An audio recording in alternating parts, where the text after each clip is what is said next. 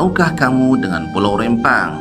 Pulau dengan keindahan yang memukau yang dihuni oleh suku adat tua di dalamnya selama ratusan tahun, bahkan dikabarkan sudah ada sejak zaman kerajaan. Pulau Rempang berletak di Batam, Kepulauan Riau.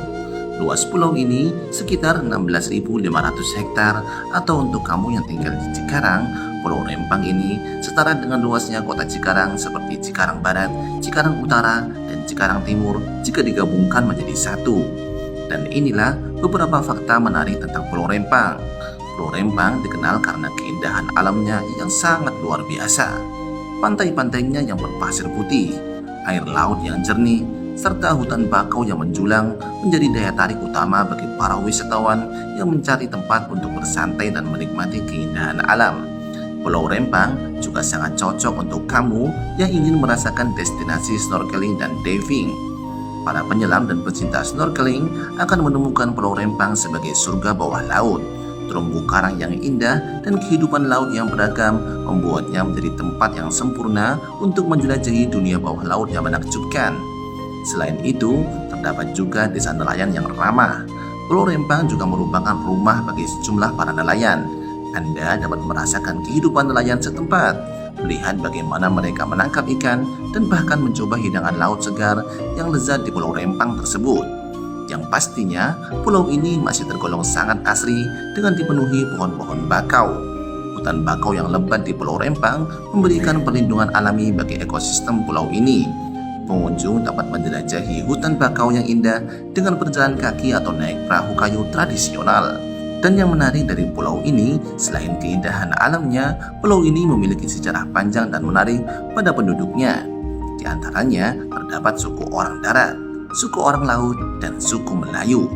Suku orang darat atau orang hutan adalah suku yang mendiami hutan-hutan di Pulau Rempang. Keberadaan orang darat di Pulau Rempang disebutkan dalam sejumlah arsip kolonial Belanda pada tanggal 4 Februari tahun 1930. Catatannya tentang kunjungan dimuat dalam artikel berbahasa Belanda dengan judul yang artinya Laporan Kunjungan ke Orang Darat Rempang. Sedangkan orang laut adalah suku yang tinggal di laut, baik di pinggiran laut, bahkan disebutkan juga tinggal dan melahirkan di atas perahu-perahu. Dalam sejarah Melayu, orang laut dikenal sebagai penjaga wilayah perairan kesultanan, pasukan perang, dan bertugas untuk menyediakan kebutuhan-kebutuhan laut bagi pihak kesultanan. Mereka berperan penting dalam kejayaan Kesultanan Malaka, Kesultanan Johor, dan Kerajaan Sriwijaya.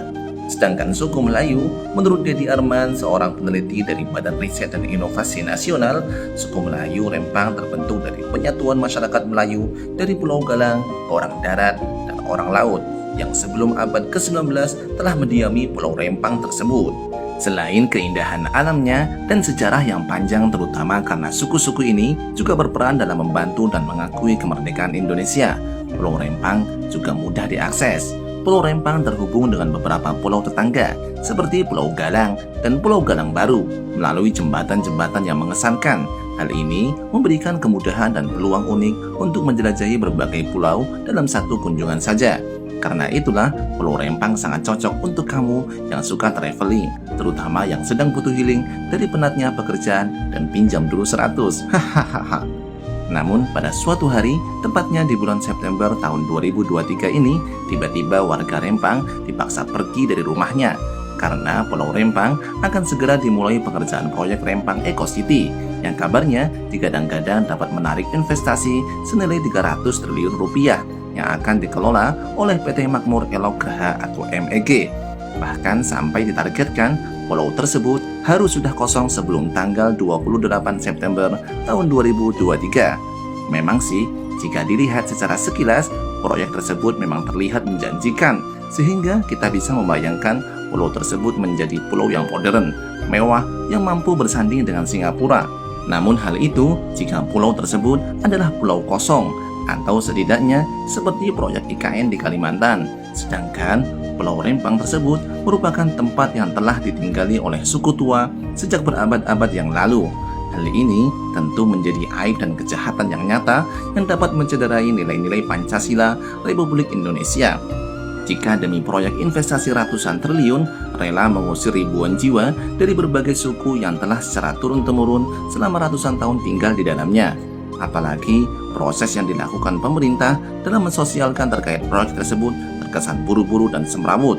Pasalnya, luas Pulau Rempang tidak mencapai 17.000 hektar, melainkan hanya 16.500 hektar. Sedangkan pemerintah menyerahkan proyek tersebut kepada PT MEG untuk lahannya seluas 17.000 hektar. Hal ini seperti tidak memberikan peluang bagi warga untuk meninggali seinci pun dari tanah miliknya sendiri, yang tentunya merupakan bentuk perampasan yang cukup mengerikan. Apalagi dikabarkan pemerintah bahkan belum menyiapkan sedikit pun rumah dan ganti rugi atas lahan warga Pulau Rempang tersebut. Bahkan tempat relokasi baru mulai pada tahap pembukaan jalan saja. Wahai pemerintah yang terhormat, warga Pulau Rempang bukanlah kucing, apalagi ayam, yang bisa dipindah-pindahkan seenaknya saja. Mungkin jika saja pemerintah melakukan pendekatan dan sosialisasi yang lebih baik, seperti sudah menyiapkan ganti rugi, kemudian menyiapkan rumah siap huni, atau melakukan proyek secara bertahap dengan memulai bagian yang tidak menjadi tempat tinggal warga, lalu sedikit demi sedikit memperluas sembari menyiapkan tempat tinggal siap huni atau ganti rugi yang sepadan, seperti proyek IKN atau mungkin proyek Meikarta yang ada di Cikarang, yang dulunya sempat didemo, namun lambat laun warga akhirnya mendapatkan manfaat dengan menjadi panitia dalam berbagai fasilitas hiburan di dalamnya. Namun kenyataannya, pemerintah tidak melakukan hal itu, justru berniat menurunkan ribuan aparat yang akan mempiting satu persatu warga yang berdemo atau berjuang membela hak-haknya yang hendak dirampas. Lebih dari masyarakatnya itu satu orang meeting satu itu. Perlu diketahui, pindah rumah bukan hal yang mudah, apalagi jika dilakukan oleh orang yang telah berkeluarga dan terikat oleh mata pencarian di dalamnya selama bertahun-tahun. Karena pindah rumah itu perlu menata hati dengan kenangan yang ditinggalkan, perlu beradaptasi lagi dengan lingkungan yang baru, perlu memikirkan lagi akan mencari nafkah di mana dengan cara apa, yang pastinya capek dan biaya-biaya yang kemungkinan dapat dikeluarkan dari pindah tersebut. Karena itulah, seharusnya pemerintah mempertimbangkan hal ini sebelum memutuskan mengusir warga yang telah ratusan tahun tinggal di dalamnya. Pasalnya, ini bukan warga yang secara liar membangun rumah di bantaran sungai dan pinggiran rel kereta api misalkan, melainkan warga yang tinggal lebih lama dari berdirinya Republik Indonesia ini. Dengan video ini, kami berharap Bapak Presiden Joko Widodo turun tangan dan mempertimbangkan kembali dengan baik proyek tersebut. Bukankah tujuan investasi adalah untuk menguntungkan rakyat? Lalu, apakah layak disebut sebagai investasi yang menguntungkan rakyat jika prosesnya justru merampas hak-hak rakyat itu sendiri?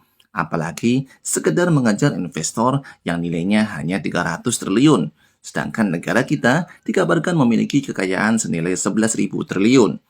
Oh iya, untuk kamu para pemirsa, ada satu doa yang diajarkan oleh Nabi agar kita dijauhkan dari kasus-kasus seperti ini, yaitu doanya, Allahumma inni a'udzubika minal hammi wal hazan, wa a'udzubika minal ajzi wal kasal, wa a'udzubika minal jubni wal bukhl, wa a'udzubika min ghalabati daini wa qahri rijal. Yang artinya, ya Allah, aku berlindung kepadamu dari kebingungan dan kesedihan. Aku berlindung kepadamu dari keadaan lemah dan keadaan malas. Aku berlindung kepadamu dari sifat pengecut dan pelit. Aku berlindung kepadamu dari terlilit hutang dan tertindas atau kezaliman orang lain. Doa ini selain meminta agar tidak mengalami kezaliman atau penindasan baik dari yang kita bisa melawannya atau yang tidak sanggup kita untuk melawannya, juga menjauhkan kita dari keadaan sedih, bingung, malas, pelit, dan juga terlilit hutang. Karena itu, doa ini perlu kalian amalkan setiap pagi dan sore ya. Terima kasih.